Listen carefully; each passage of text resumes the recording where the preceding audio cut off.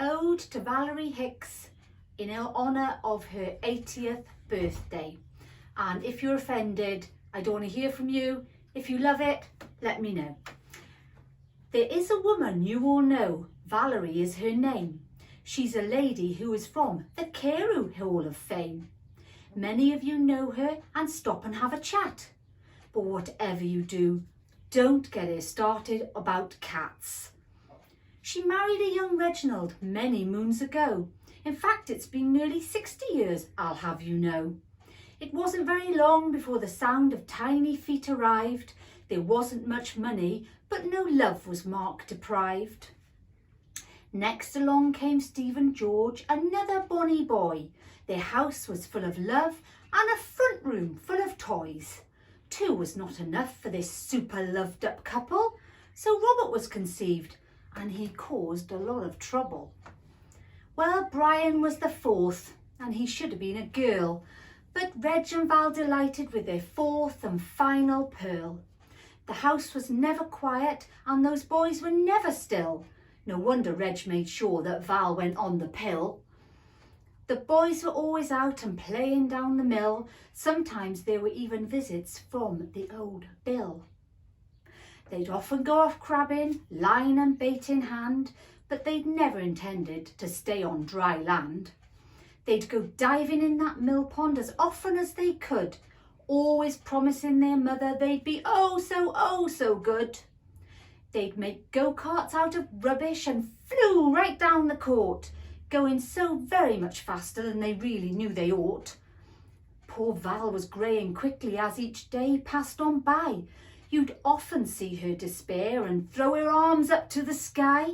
4 unruly wild boys, but she took them all in hand. If they overstepped the mark, going out would be banned. The 4 boys kept Reg and Val fit and their home was always full.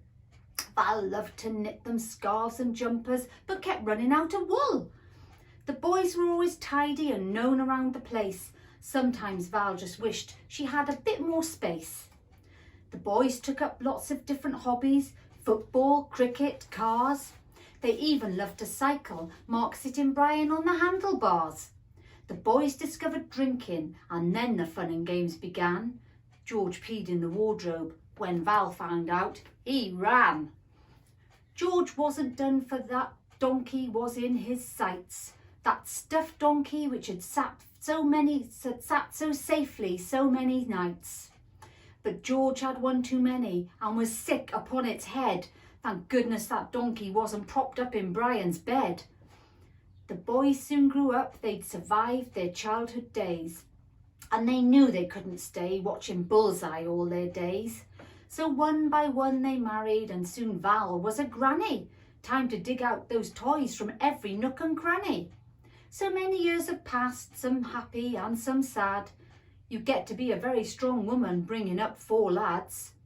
So it is that Val turns 80 during a very strange time. We can't all get together and toast her with some wine. An isolation birthday, it isn't what we wanted, and initially it left us all feeling quite daunted.